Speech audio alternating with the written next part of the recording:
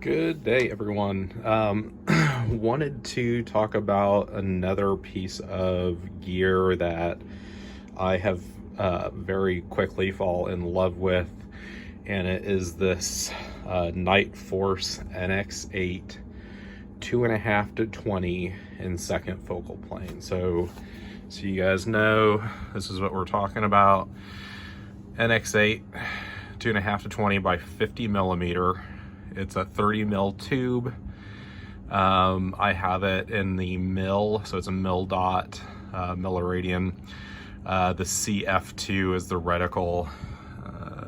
So you kind of see it does have an actual center dot on it, and also comes with Nightforce's zero stop.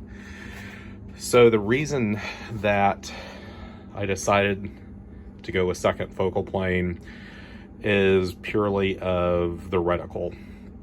A couple different times, hunts that I think I paid a little bit. I mean, it turned out okay, but paid a little bit having a first focal plane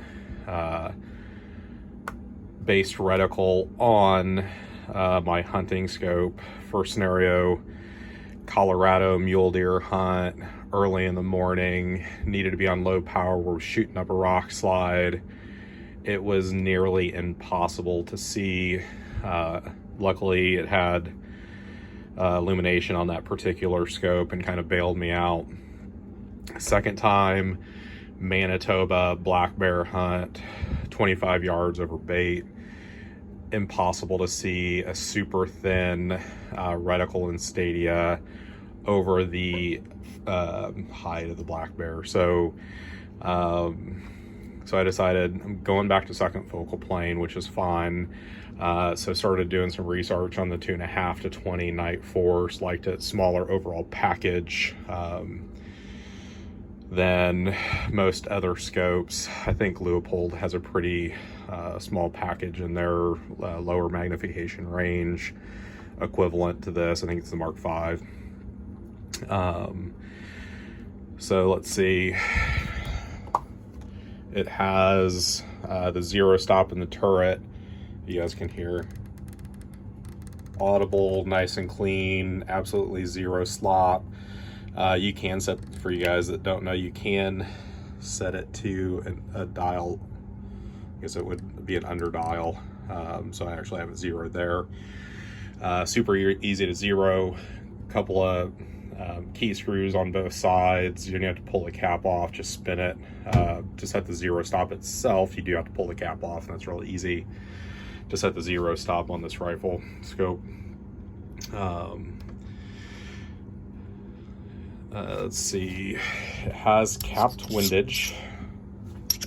What was that for y'all? Same kind of turret setup. It's nice having the capped windage. Obviously you can dial both if you really need to. On the other side you have Parallax, and I really didn't, I guess, know this. Never had Nightforce scope before this, but there's no markings on the Parallax Adjustment here. It's really no big deal. So you just kind of focus it out and then move your eye a little bit, and it takes the little bit of parallax out, whatever yardage you're at. It does have a push button, so this gray cap that's there, push button for the illumination. You can't choose red and green, and then also you're able to cycle through a number of intensity settings as far as the light into the center dot illumination. It's not a fully illuminated reticle. It is just the center dot that's illuminated, which is fine.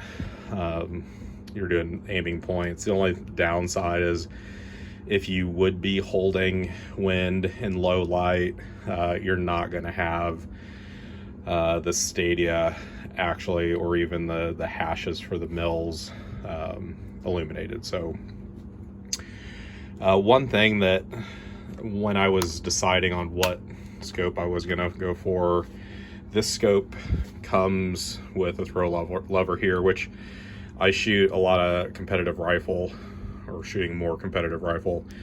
And I have a throw lever on everything, so I particularly really enjoy this. But when you're on 20 power, which by the way, that's where holdovers are true within your reticle, so that's the magic number to match up with any of the stadia lines, the dash lines in there. A lot of guys were complaining about this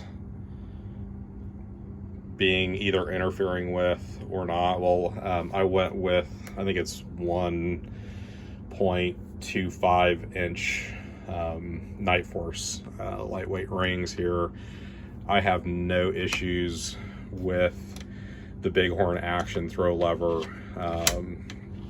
It actually cycles really well. I don't even notice that that's here. Was doing some practice on first round impacts with quick second follow-up shots. Never had an issue with this. Maybe if you're going to try and jam the scope super low over the barrel in action, could be an issue. I have the AG composite stock, and obviously it's adjustable, so the extra height is really no issue with the height of the comb here. Highly recommend the Nightforce scope. It's as good as glass as anything under $3,000. So I think this is around $1,900-ish. So would definitely recommend you guys to check out the NX8.